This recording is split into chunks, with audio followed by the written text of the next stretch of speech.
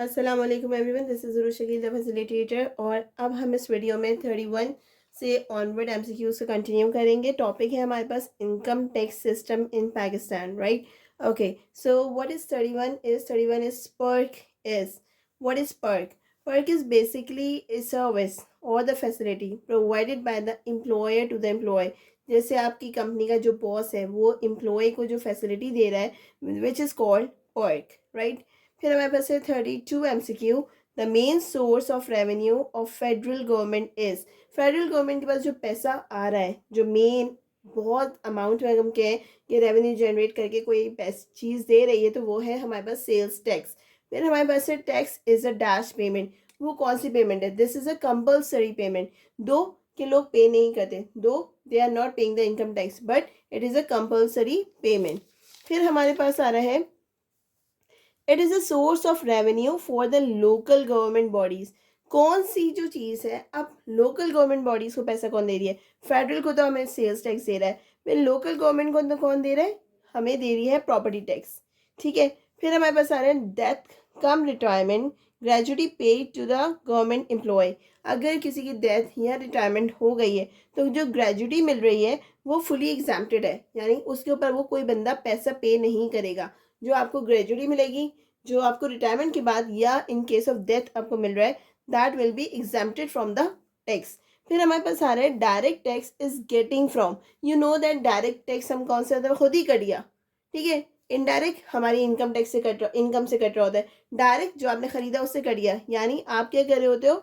आप कर रहे होते हो, यहाँ पे इन्होंने क्या लिखा है? पर्सन, ठीक है। Direct tax is getting from, किससे ले रहे होते हैं? हमसे ले रहे होते हैं। If you are buying a chips, अगर हमने चिप्स खरीदे तो आपने डायरेक्ट टैक्स पे कर दिया, आपने खुद ब खुद उसके अकाउंट में वो चला गया, लेकिन वो दिया किसने? A person.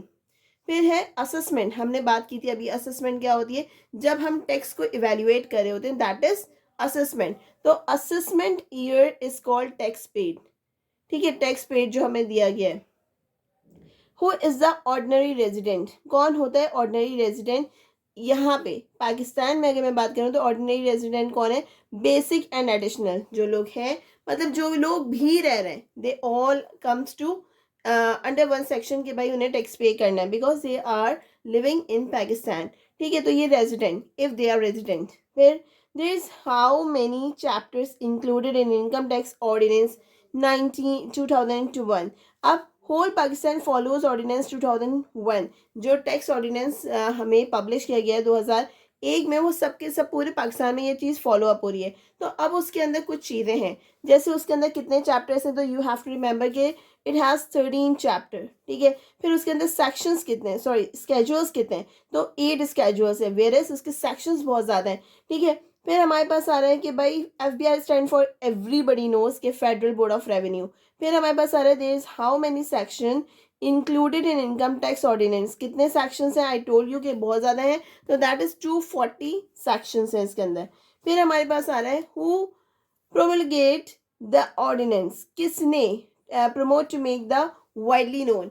अब ये कह रहे हैं कि किसने इस ऑर्डिनेंस को बहुत ज़्यादा फैलाया, ठीक है, यानी उसने इस चीज़ को नोन किया लोगों के लिए। यानी 2001 का ऑर्डिनेंस मैं आपको बता रही हूँ, तो वहाँ जो किसने फैलाने में उसकी हेल्प आउट की, दैट इज प्रेसिडेंट, ठीक है।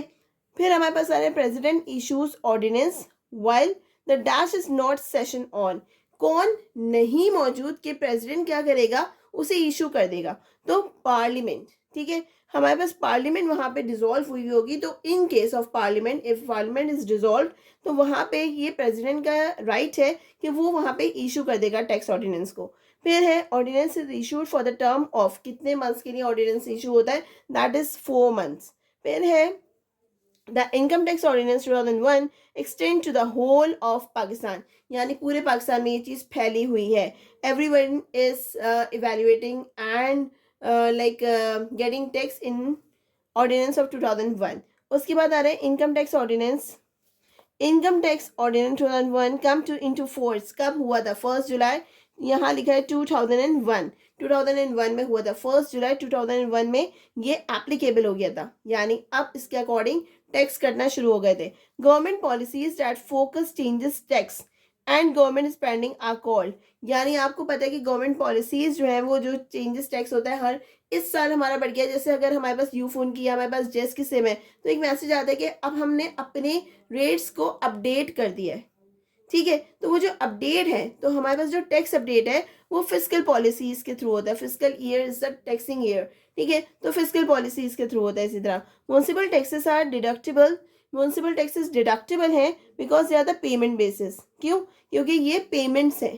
क्योंकि why are they deductible? Because ये नीड टू बी पेड। फिर हमारे पास आ रहे the following is not taxable as income under the state. अब कौन सी है, कौन सी चीजें, कौन सी ऐसी सैलरी है जो कि टैक्स नहीं पे करेगी? क्योंकि टैक्स सैलरी के ऊपर आपको टैक्स पे करना होता है। तो यहाँ पे वो सैलरी, जैसे हम कहते हैं ना लेट वर्किंग आवर्स, अब वो बंदा विशफुली, क्योंकि माइट भी उसको नीड हो तो वो बैठ के बहुत ज़्यादा काम कर रहा है। ठीक है, तो अगर वो ज़्यादा काम कर रहा है तो remuneration received to a partner by a partner, मतलब किसी ने पार्टनरशिप में आपको दे दिया क्योंकि आपने बहुत ज़्यादा काम किया था, तो ये आपकी एक्स्ट्रा वर्किंग एफिशिएंसी है। ठीक है, इससे आपकी करंट वर्किंग आवर्स का कोई ताल्लुक नहीं है। तो यहाँ पे हमारे पास इसको हम कहेंगे कि it will be exempted from the tax. फिर है unabsorbed depreciation can carry forward for the set of, जो डेप्रिसिएशन अज्यूम नहीं हुई वो कैरी फॉरवर्ड कैसे होंगी? जो नहीं लगी वो कैरी फॉरवर्ड होंगी to an unlimited number of years, यानी वो आगे कितने सालों में जाती हैं वी डोंट नो।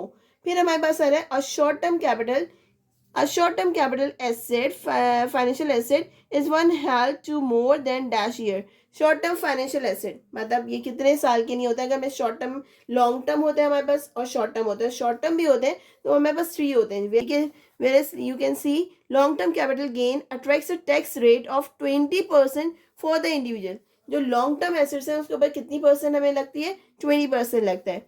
फिर है which of the following expense is not expressively allowed deduction. कौन सा वो है कि हमारे ऊपर, उसके ऊपर क्या होता है कि टैक्स नहीं लगेगा? Which of the following expenses is not expressively allowed deduction, उसके ऊपर डिडक्शन नहीं होगी। तो that is the प्रीमिलरी expenses. प्रीमिलरी expenses क्या होते हैं? जो आपने मतलब आप कुछ बना रहे थे, ठीक है, आपने कुछ बनाना शुरू किया था, उसके ऊपर जो चार्जेस, उस जो चार्जेस लगे वो हमारे पास होते हैं प्रिलिमिनरी चार्जेस, जो क्या हो रहे होते हैं उनके ऊपर डिडक्शन अलाउ नहीं होती। So this is MCQ number 54। Now come to MCQ number 55। Which one of the following is expressively allowed deduction?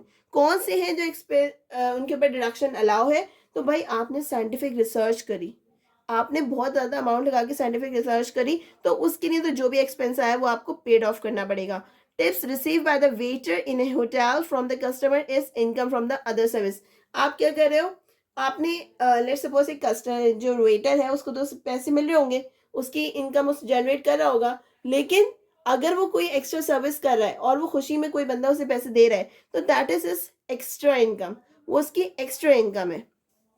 तो tips receive by waiter in a hotel from the customer is क्या होगा? Income from other sources. For determining taxable salary, perk, perk हमने बात की थी। What is perk? जो services provide होती हैं, are divided into dash groups. कितने ग्रुप्स में डिवाइड होती हैं? 3 ग्रुप्स।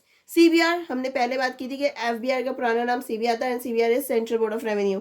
फिर है who is a tax payer? Assessee, यानी who is liable of, who is able of. ठीक है, जो कि लोग पे कर सके उन्हें हम कहते हैं असेसी।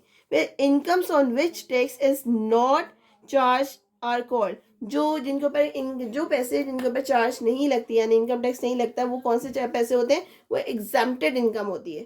ठीक है, exempted income. So these are the 30 more MCQs and I'll meet you in the next video. Keep on watching and practicing. Thank you so much. Allah Hafiz.